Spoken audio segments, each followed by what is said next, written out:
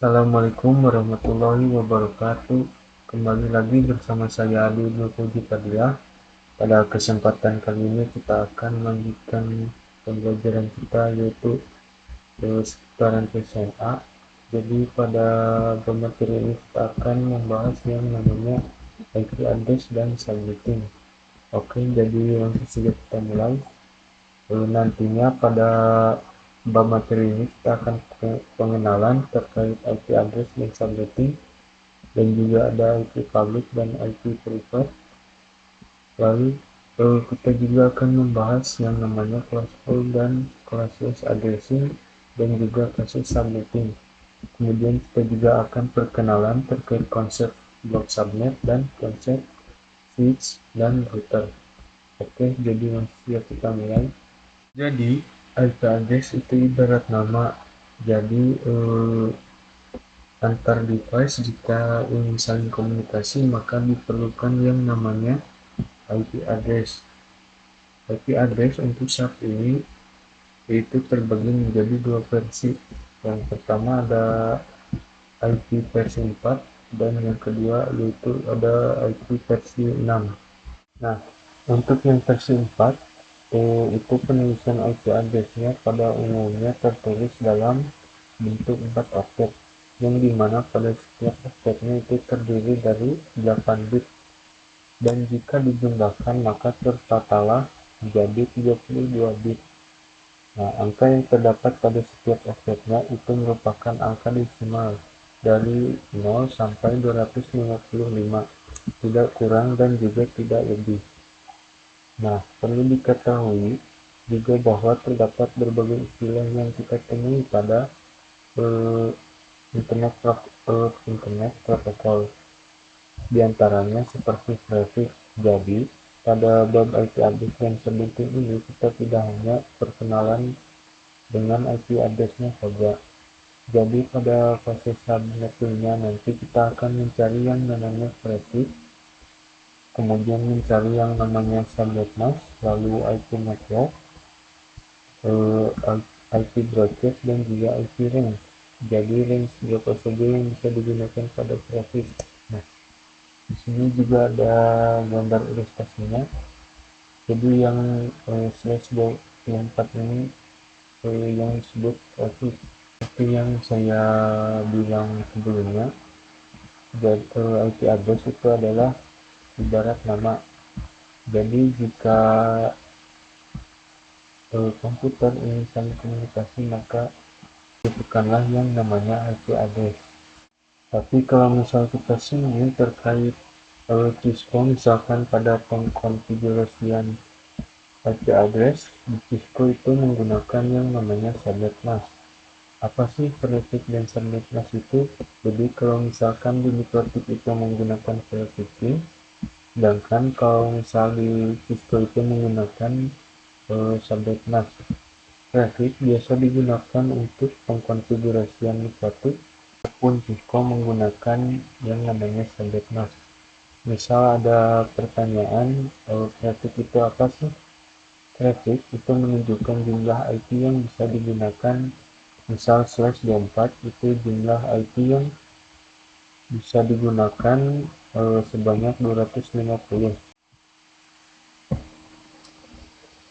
Jadi ini hanya sekedar pengenalan saja sebelum nantinya kalian berkecimpung pada praktik configuration subnetting.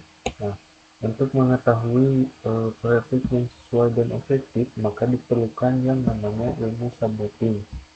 Jadi, subnetting merupakan cara atau metode untuk menentukan prefix yang sesuai maupun subnetting yang sesuai.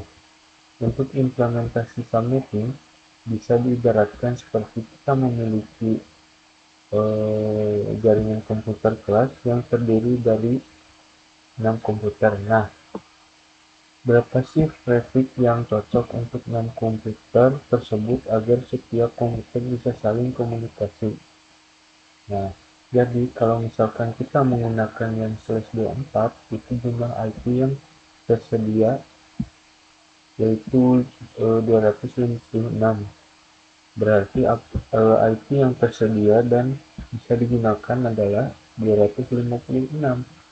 Eh, Maka kalau misalkan kita menggunakan /24, jumlah IP yang digunakan 256, maka itu bisa dikatakan mubazir. Nah, jawaban revisi yang bisa kita simpulkan ialah bahwa traffic yang efektif untuk non-komputer ini ialah /29. Kenapa? Karena /29 itu jumlah IP yang bisa digunakan ialah 8. Nah, nanti kita akan singgung pada setiap slide-nya. Ini berapa sih jumlah IP yang bisa digunakan pada kasus subnetting. Jadi, subnetting itu tidak selalu membahas terkait traffic. Tentunya kita akan membahas juga seperti subnet mask, IP network, IP broadcast, dan juga direct. Nah, nanti cukup sekian pengenalan terkait IP address dan subnetting. Selanjutnya kita akan melanjutkan membahas tentang yang IP address public dan private. Nah, jadi nantinya kita akan lebih fokus pada IP versi 4. IP versi 4 terbagi menjadi dua jenis, yaitu ada IP private dan public. Nah, masing-masing terdiri dari 4 oktet, yang dimana pada setiap oktetnya itu merupakan angka desimal dari 0 sampai 255. Nah, sebelum kita belajar lebih dalam dan juga mengulik lebih dalam terkait proses subnetting, alangkah baiknya kita mengenal terlebih dahulu terkait istilah IP public dan juga IP private. Karena istilah IP ini sangat berkaitan dengan proses subnetting. Singkatnya, IP public merupakan IP yang digunakan internet dan bisa diakses dari mana saja. Jadi misal kita mengakses Facebook, YouTube, dan lain sebagainya, maka secara tidak sadar kalian sedang mengakses IP public yang masing-masing dimiliki oleh mereka, asalkan device kalian terkoneksi internet. Juga contoh jaringan IP private adalah seperti LAN kantor, sekolah yang terdiri dari beberapa device. Sudah dipastikan itu ialah IP privat. Nah, alamat IP privat itu bisa digunakan dalam jaringan lokal dan tidak dapat diakses langsung dari internet. Ini adalah bagian penting dari konsep yang dikenal sebagai network address translation, atau biasa disingkat dengan NAT, yang memungkinkan beberapa perangkat dalam jaringan lokal menggunakan satu alamat IP publik tunggal untuk berkomunikasi dengan internet. Nah, jadi alamat IP privat itu hanya bisa digunakan dalam jaringan lokal dan tidak dapat diakses langsung dari internet.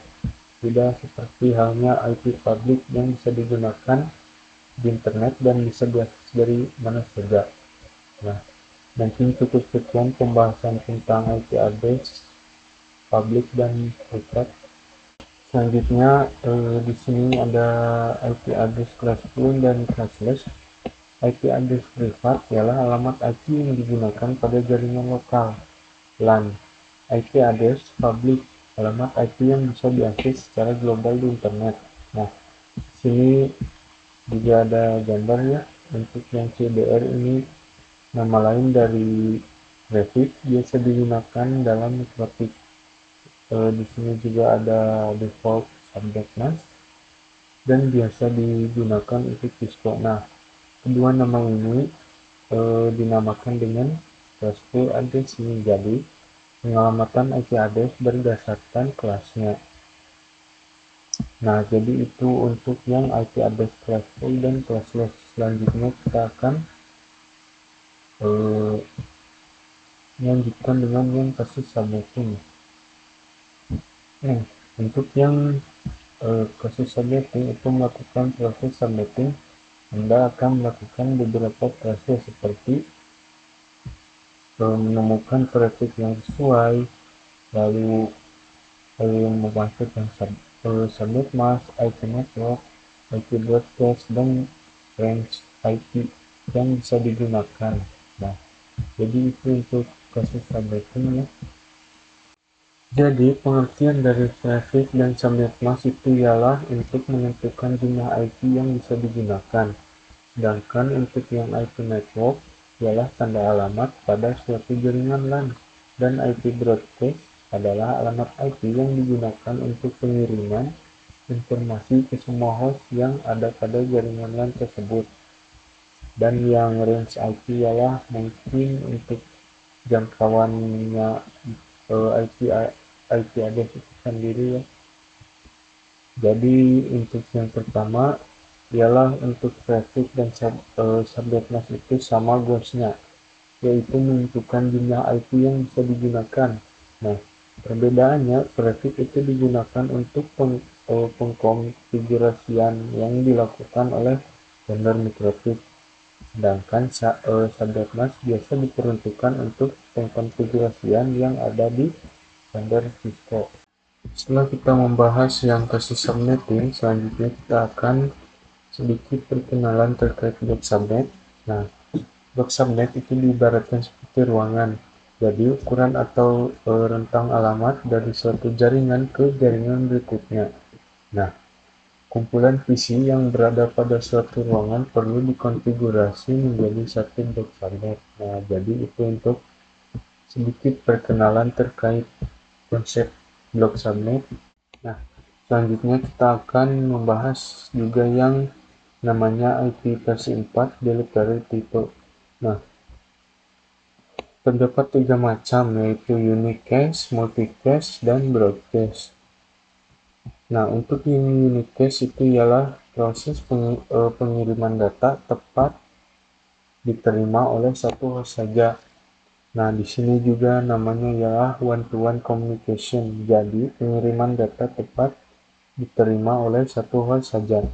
Nah, contohnya seperti komunikasi seperti IP address, baik IP address kelas A, B, dan C.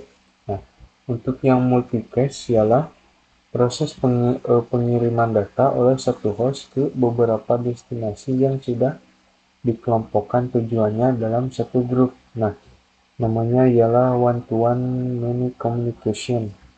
Contohnya ada IP address kelas D. Walaupun IP address kelas D itu tidak digunakan, akan tetapi cara kerja IP address kelas D itu termasuk ke dalam kategori multicast. Nah, dan untuk yang broadcast itu yaitu proses pengiriman data yang diterima oleh semua host pada jaringan atau blok subnet yang sama.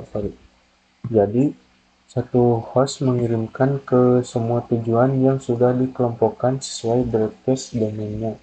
Nah, namanya juga ialah one-to-all communication. Jadi, satu host mengirim ke semua tujuan yang sudah dikelompokkan sesuai broadcast domainnya. Nah, mungkin cukup sekian untuk yang pembahasan IP tersingkat dari Koito ini. Selanjutnya kita akan pengenalan terkait konsep switch dan router.